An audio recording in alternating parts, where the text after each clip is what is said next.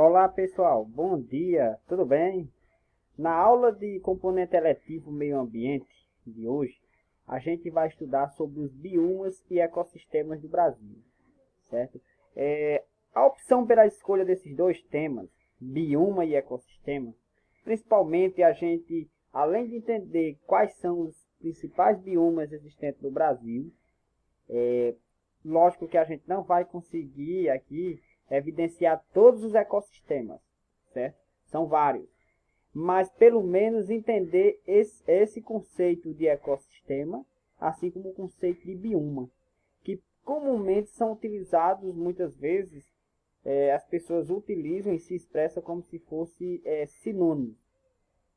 Então aqui a gente vai entender o que cada um significa nessa aula, bem como também apresentar alguns biomas existentes no nosso país.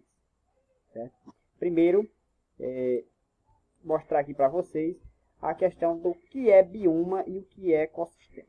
Certo? Primeiro, um ecossistema. Vou começar com o ecossistema porque está numa escala, uma escala geográfica menor. Certo? Ecossistema é a relação entre os componentes bióticos, ou seja, os seres vivos, e os abióticos, os seres não vivos de um determinado espaço. Certo? E o conjunto de ecossistema, esse agrupamento de ecossistema que guardam semelhanças entre si, é o que nós chamamos de bioma. Então, em termos de escala geográfica, um bioma é maior, abrange uma área maior, em que tem vários ecossistemas com características semelhantes entre si, sejam características bióticas ou abióticas, certo? Então é essa a diferença entre bioma e ecossistema, certo? Um bioma, esse conjunto de ecossistemas pode abarcar uma área que pode ser maior do que um país, pode ser uma área continental, dependendo dos fatores que vai condicionar esse bioma. Dentro de um bioma tem vários ecossistemas, certo? Eu vou citar só o exemplo do bioma Caatinga, né, que é muito propagado aí como bioma exclusivamente brasileiro. Na Caatinga nós temos o ecossistema de lacustre, ou seja, um lago, um açude, ali vai ter um ecossistema. Em um relevo, em uma unidade de relevo, numa serra ou num iceberg, vai ter um ecossistema, certo? Um fragmento de floresta vai representar um ecossistema e assim por diante.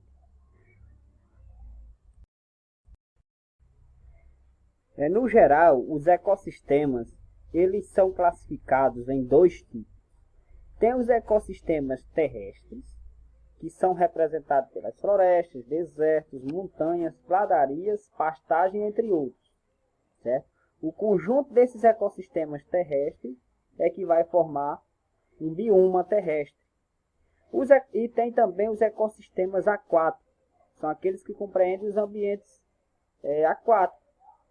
Pode ser água doce, como o lago, seja um lago artificial, que é um açude ou barragem, como comumente chamamos, ou um lago natural, os ambientes de manguezais, rios, e também pode ser os ambientes marinhos, certo? Os mares e oceanos. Então, esse conjunto de ecossistemas aquáticos, ele vai formar um bioma aquático, certo? Compreendido, pessoal? Aí, dando continuidade, né, os componentes que vão formar um ecossistema. Porque o próprio nome, né, sistema, ecossistema. Sistema significa que existe uma relação, né, entre componentes, entre vários componentes. Então, existem os fatores bióticos, que representam os seres vivos, né, todos os organismos vivos, sejam os produtores primários, consumidores, decompositores ou parasitas. Certo? Então, o conjunto de organismos vivos, certo? E existe também os fatores abióticos, que são aqueles elementos não vivos, certo? Que correspondem ao ambiente físico e químico. que esses são necessários para as condições de vida. Então, nutriente, água, chuva, umidade, rocha, solo, relevo, ar, gases, temperaturas, entre outros, certo? Então, a relação entre esses fatores bióticos e os fatores abióticos, certo? Vão estar em constante interação, é o que vai formar um ecossistema, certo? O ecossistema é formado pelos dois componentes, o biótico e o abiótico, e eles estão em interação entre si, certo? Aqui uma imagem, um mapa conceitual para simplificar mais a questão do que seria um bioma do ecossistema, certo? Então, aqui esse círculo maior, um bioma, que é um conjunto de vários ecossistemas, certo? Desde que esses ecossistemas, eles apresentem características bióticas ou abióticas semelhantes, certo? Então, por exemplo, floresta, um ecossistema de floresta, de deserto, tabuleiros, manguezais, lagos e rios, serras, dunas, mar, restinga, que são aquelas pequenas partes arenosas que se formam próximo ao litoral. Então, o conjunto de ecossistemas que guarda semelhança entre si é o que vai formar um bioma, certo? A distribuição do bioma pelo espaço geográfico, ele vai se dar por meio de vários fatores, certo? O principal fator que vai influenciar na formação, na característica dos biomas, é o clima e a latitude, esses dois fatores, certo? Porque a questão dos elementos e características do clima, né? Temperatura alta ou baixa vai condicionar a formação de um tipo de bioma. Se vai ser muito úmido ou pouco úmido, ou árido, né? Por exemplo, vai condicionar a formação de um bioma, certo? E a latitude e a questão temperatura também, né? A latitude, porque a gente sabe que quanto mais se afasta da linha do Equador, mais frio, né? Em virtude do fator latitude. As temperaturas são menores. E quanto mais próximo à linha do Equador, as temperaturas são maiores, certo?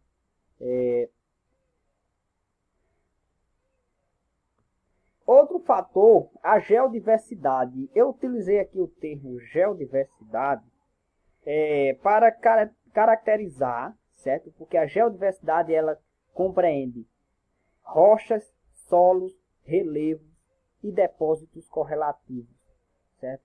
Então, esses elementos abióticos, certo? Eles também vão influenciar na distribuição do bioma, certo? Aqui eu trouxe a imagem aqui de dois Inselbergs, certo? E aqui vocês veem que esse aqui, o tipo de rocha que está aqui, que não tem solo, né? Não tem formação de solo, esse relevo aqui com essa rocha que é o granito, aqui vai favorecer a formação de um certo bioma, de um certo ecossistema. Já esse aqui, ó, esse Inselberg aqui já tem uma formação de solo mais desenvolvida e vai condicionar o crescimento da vegetação, certo? Então, por essas duas imagens, certo? Vocês conseguem perceber que existe uma diferença na distribuição aqui desses ecossistemas em relação à geodiversidade. A geodiversidade vai influenciar também na formação desses ecossistemas, certo? A imagem aqui, como vocês podem ver, né, da Laje Formosa, localizado no município de São Rafael. Já esse outro Inselberg aqui é o Monte Pascoal, localizado no município de São Fernando. Vendo esses fatores de distribuição dos biomas, agora vamos ver os principais biomas existentes no Brasil, certo? Então, no Brasil, didaticamente, né, a gente tem o bioma Amazônia, Cerrado, Pantanal, Mata Atlântica, Pampas e Caatinga, certo? É nesse bioma aqui na Caatinga em que está localizado o município de São Rafael, certo? Lembrando que entre um bioma e outro vai ter as áreas de transição, certo? É o que nós chamamos de ecótomo, né? Que é uma transição entre um ecossistema e outro, certo? Então, entre a Caatinga e o Cerrado, não vai ter um limite específico. Aqui é a vegetação Caatinga, é o bioma Caatinga, e aqui é o bioma Cerrado. Vai ter sempre as áreas de transição, certo? Outro fator também que a gente deve chamar a atenção é a questão do bioma, né? O bioma aquático, né?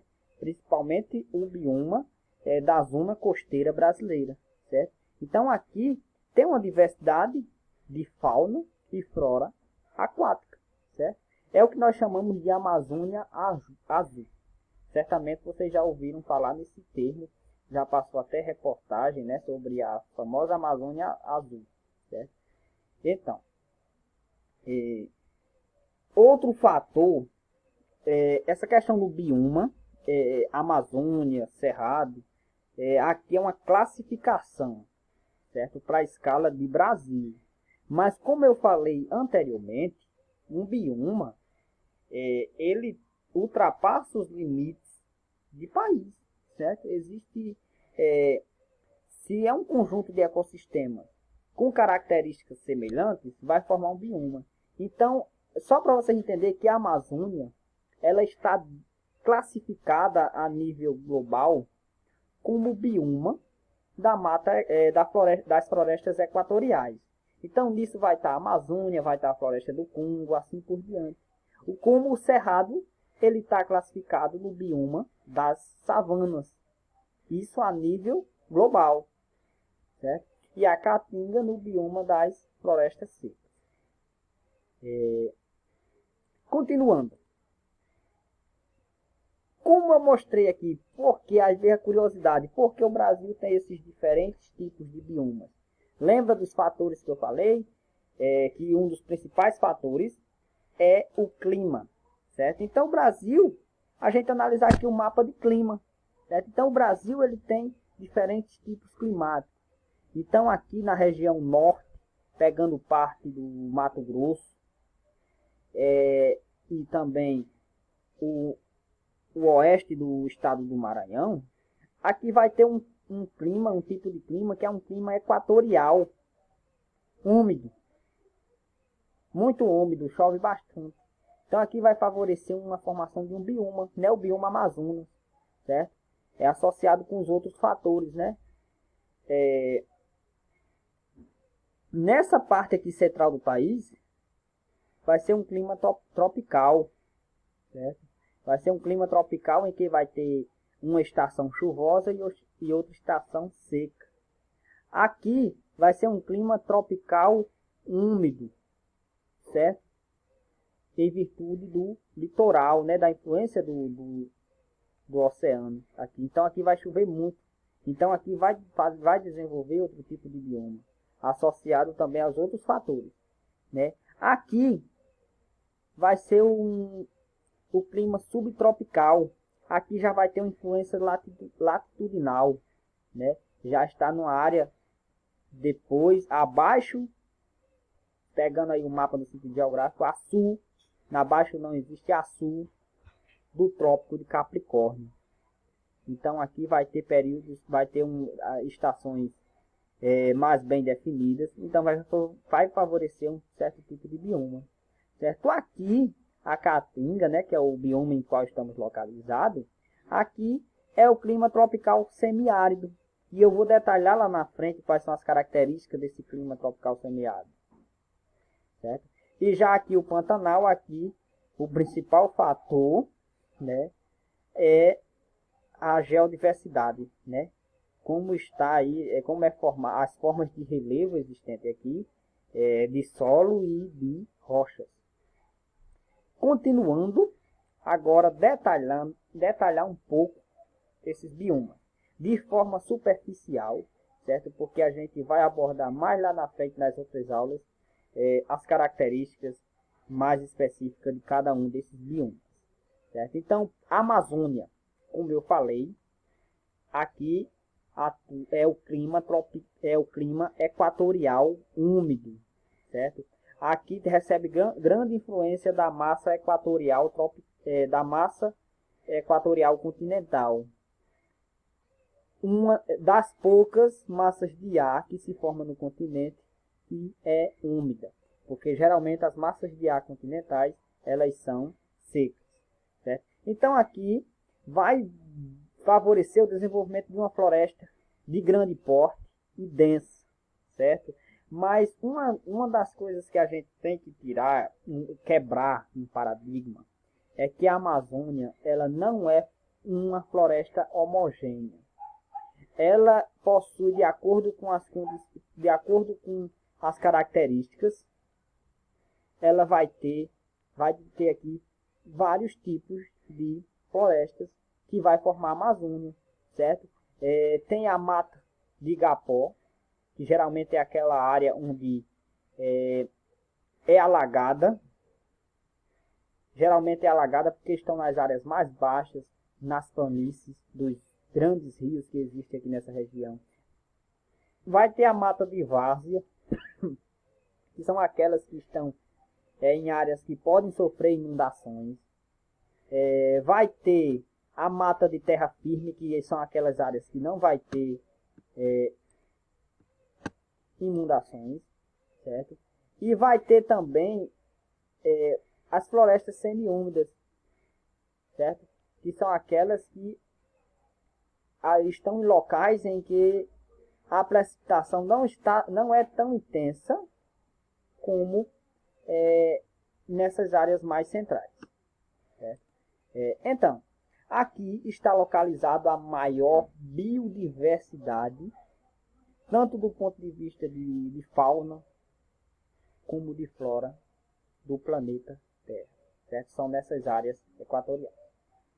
Outro bioma que a gente vai detalhar é a Mata Atlântica, que um dia recobriu todo esse litoral brasileiro, esse litoral leste, do sul do Rio Grande do Norte até a região sul, certo? E aqui, a Mata Atlântica, ela tem umas características parecidas com a Amazônia devido à presença da umidade. Então, aqui também é um clima tropical úmido, né? Em virtude da proximidade com o oceano. Então, desenvolveu uma floresta de grande porte, de densa, certo? E com uma grande diversidade também de fauna e flora, certo? Então, além do litoral aqui, tem algumas áreas aqui que são as áreas de altitudes, que tem presença de Mata Atlântica, que eu vou falar mais lá na frente, da região do interior do Nordeste. A Mata Atlântica ela se expande aqui, quando chega aqui ao sudeste, para essa região aqui, mais ao oeste, mais ao centro, né, o estado de São Paulo, em virtude de um fator, o fator relevo. Então aqui nessa borda aqui que eu estou apontando aqui, nessa parte aqui, vai ter relevo Planalto da Borborema aqui, vai ter a Chapada da Diamantina, vai ter a Serra do Espinhaço. Então essas formações de relevo aqui dificultaram a expansão de umidade, consequentemente, dessa Mata Atlântica para outras áreas mais interioranas. Já aqui no estado, na região sudeste, principalmente aqui em São Paulo, o relevo aqui não influenciou muito, certo? Aqui não tem grandes formações de relevo, principalmente aqui no estado de São Paulo, apesar da Serra do Mar passar por essa região litorânea, certo? Associada com a área de corredor de umidade da Amazônia, certo? Porque vem a umidade da Amazônia para cá, para essa região, é o que nós chamamos de rios aéreos, favoreceu o desenvolvimento, e também associada ao solo, né? Um solo profundo, muito fértil, né? Chamado solo, as terras roxas, né? Que se desenvolveram aqui, se formou aqui entre o estado de São Paulo e Paraná, e isso condicionou o desenvolvimento da Mata Atlântica mais para essas áreas interioranas do Sudeste. O outro bioma é o cerrado, certo? Como eu falei, internacionalmente ele está classificado dentro dos biomas da savana, certo? Então, se localiza nessa porção central do país, certo? Em área de clima tropical, em que tem predomina uma estação chuvosa e outra seca, certo? Nessas áreas do Pantanal, do Cerrado, os solos dessa região não tem uma baixa fertilidade, certo? Natural, certo? Ao contrário do que se pensa, né? Porque aqui é a região onde tem a produção do milho, soja, né? A fronteira agrícola do país. A maior parte da produção agrícola do país está aqui, né?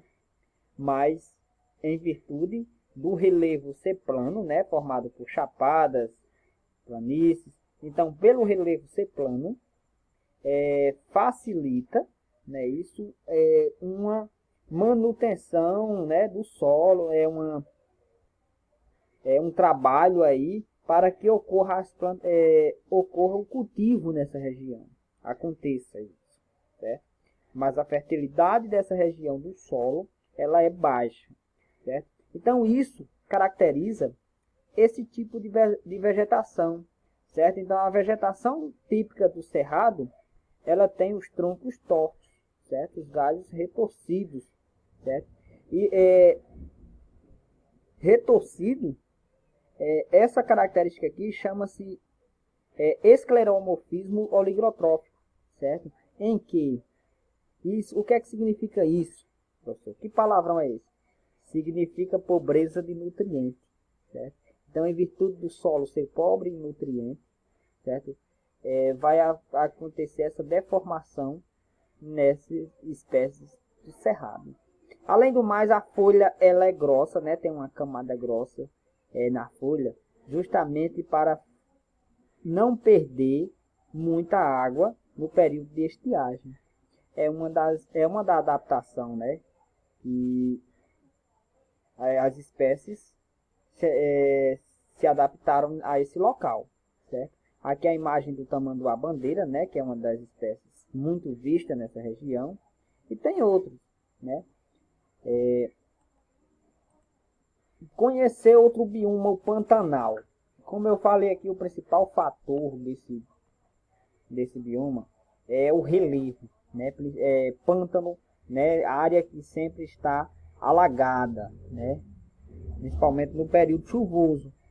Então é um relevo plano, né? Um relevo de planície, né? De baixa altitude, plano, certo? Em que ocorre o acúmulo de sedimentos, então é uma planície, certo? Que vai favorecer esse bioma, certo? Características, né? São vegetações que ficam entre o bioma Amazonas, Cerrado e o de Mata Atlântica, certo? Então a vegetação geralmente é vegetação rasteira, certo? Adaptada a ambientes de inundação, certo? Algumas espécies que são muito presentes no Pantanal, como por exemplo o tuiuiu e os jacarés, certo? E outro detalhe interessante, né, é que é considerado o menor bioma do mundo, certo? Vamos conhecer agora outro bioma, os pampas, ou também conhecido por campos, certo? Já fica numa área onde tem a predominância do clima subtropical, em que apresentam estações do ano mais bem definidas, certo? Áreas também de relevos planos, fica aqui principalmente no sul do país, aqui, principalmente no Rio Grande do Sul, certo? Então os pampas, a característica é essa vegetação rasteira, né? A vegetação é do tipo herbácea, né? Formado principalmente por gramíneas. Favorece muito aqui o desenvolvimento da pecuária. E agora vamos falar do bioma em que estamos localizados. O bioma exclusivamente brasileiro, que é a Caatinga, né? Então, de início aqui a gente vê aqui a Caatinga Vem do tupi, né? Mata branca, certo? Mata branca. Em virtude dessa cor da sua vegetação, da maior parte das suas espécies, durante o período de estiagem. Certo? Aqui eu queria, nessa aula, mostrar para vocês, quebrar alguns paradigmas existentes. Que estão tentando rever esse nome, né? Caatinga, que significa mata branca, porque isso foi uma atribuição que as tribos do litoral, que habitam o litoral, que não é Caatinga, né? O litoral, que vem do Tupi-Guarani, então que essas tribos atribuíam essa vegetação. Então, no vocabulário brasileiro não foi levado em conta como as tribos que aqui habitavam, né, nesse bioma, que era vários grupos indígenas que pertenciam aos tapuias, chamavam. Certamente não chamava de Mata Branca, né? Deve ter outro nome, certo? Então existe uma discussão na universidade em virtude de levar em consideração como os tapuias chamavam esse tipo de vegetação, esse tipo de mata, e não os tupis, certo? Outro paradigma que a gente tem que quebrar, nós que moramos nesse ecossistema, nesse bioma, é a questão dessa imagem, né? Não, a caatinga não é só essa imagem, uma vegetação que parece sem vida, isso, aquilo, outro. Então tem outras paisagens, né? A gente observa aqui, ó, e quando começa a chover, a paisagem dessa região muda, certo? Então aqui tem belezas naturais, certo? Tem uma biodiversidade também muito elevada nessa área. Não é só pobreza, não é só seca, certo? Essa imagem que está mostrando nos livros didáticos, certo? Que geralmente são escritos por autores que não moram nessa região, certo? São autores da região sul e sudeste. Então a gente tem que quebrar esses paradigmas, certo? Então o bioma caatinga ele se caracteriza, né, pela vegetação que leva o mesmo nome, né, caatinga, e pelo clima semiárido. A gente tem que entender que o clima semiárido ele não está associado a altas temperaturas, porque quando a gente vai assistir as previsões do tempo, a gente percebe que algumas outras áreas que não estão dentro da região semiárida, muitas vezes apresentam máximas de temperaturas maiores do que locais que estão dentro da região semiárida. Então, o semiárido ele não está associado à temperatura, ele está associado à umidade, certo? Que é uma determinada porção do espaço, né? Aqui brasileiro, em que as médias de precipitações anuais, ou seja, médias de chuva, o volume de chuva durante o ano, geralmente vai de 400 a 800 milímetros. Vai ter ano que vai chover mais de 800 milímetros, como por exemplo 2020. Assim como vai ter anos que vai chover, que pode acontecer que não consiga atingir os 400 milímetros. Certo? Naqueles períodos de estiagem prolongada. E também a distribuição de chuva, ela é irregular, geralmente se concentra nos 3 primeiros meses do ano, certo? E passam por períodos de estiagens prolongadas, que são as secas. Então, essa é a característica do clima semiárido. E a vegetação, ela apresenta uma diversidade de ambientes, certo? Que podem ser, geralmente as características são caducifólias, que são aquelas que perdem as folhas durante a estação seca, ou xerófitas, que são aquelas que possuem folhas pequenas ou duras. E também tem as espinhosas, né, que são as cactáceas, que nós conhecemos. Então existe uma diversidade, né, de fauna e flora. A vegetação aqui, as espécies de vegetação da caatinga, ela pode ser classificada de acordo com o seu tamanho e sua característica em arbórea, que são aquelas que geralmente ultrapassam 8 metros, certo? E que geralmente, apesar dessa figura aqui não estar expressando isso, geralmente seus caules eles são retilíneos. Pode ser também espécies arbustivas, né? Como por exemplo aqui, o exemplo dessa arbórea aqui é a aroeira, né? Mas tem outros exemplos, né?